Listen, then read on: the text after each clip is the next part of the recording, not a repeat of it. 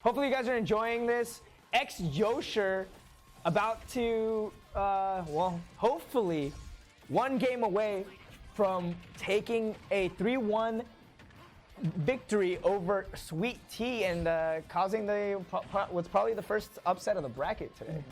I mean, every Pokemon trainer, man, you put Ivysaur out there, you know they want the downer, and they can do it multiple times. You know, sends you back down. If you have a good enough recovery, he could just spike you back out of it. So it's a, you know, you have to do a Hail Mary and say a prayer.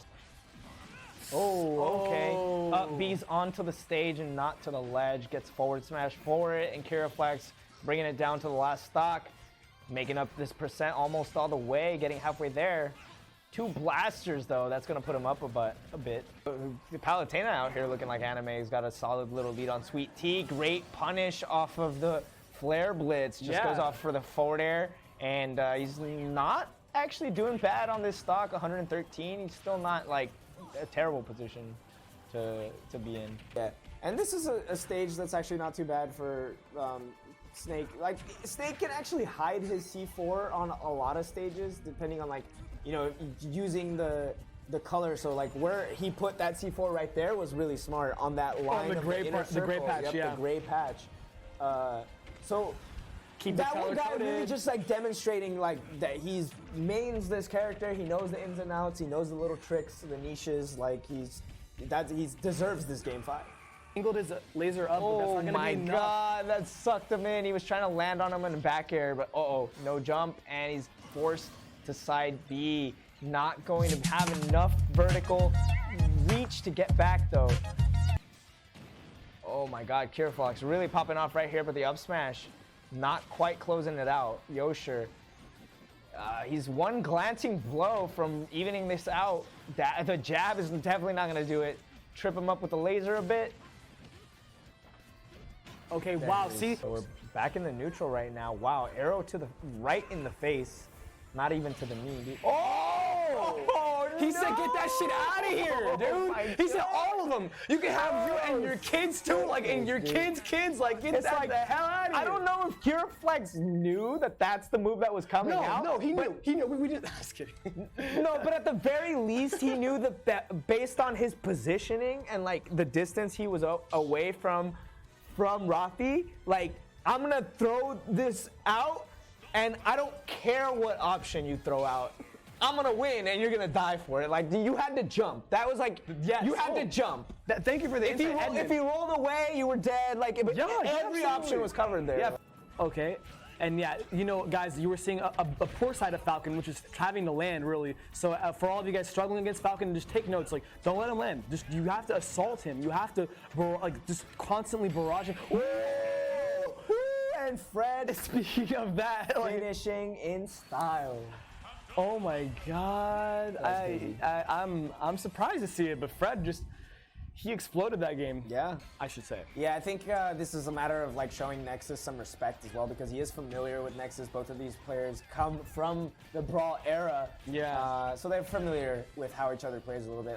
I'm liking what I'm seeing from Nexus too. It's a little bit of what I was talking about with that I wanted to see from Lido when he was playing Falco, is to actually get these grabs. You have grab confirms, you get confirms off of your tilts. So for high team moving up a stock right here, a really healthy one, in fact, 56%.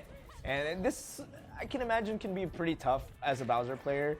Banjo being a projectile heavy character, and like Bowser just being such a big hurt box, he's going to be like tripped up by these projectiles a little bit more easily. You can see the bomb will start to confirm into stuff like that neutral air more easily, and it just makes it a harder time all around. Okay,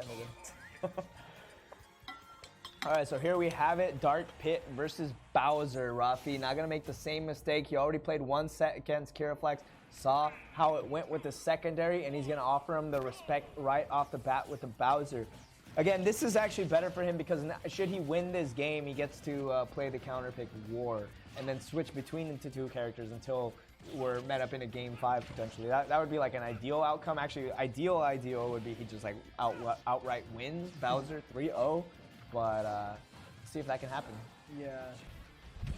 Nice, and Master Mario continuing this aggression, punishing these recoveries to framing at the ledge with the down tilt and converting into more damage with an up air, back air, whatever he can link into it at the time. Yeah. That's going to be very dangerous, especially at the ledge where Mewtwo is going to die a lot earlier to the back air.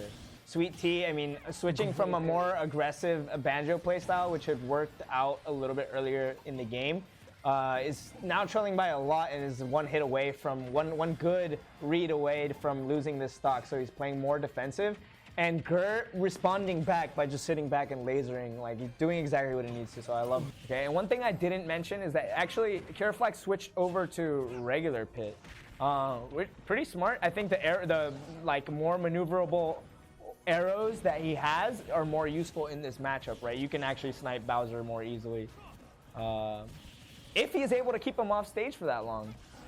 So far, Rafi doing a really good job getting back to the stage as he usually does, knowing the extent of his recovery to the fullest. He didn't take it to Battlefield, but I know I always thought that Wolf did all right on Battlefield too. I don't know. What do you feel about that, Edmund?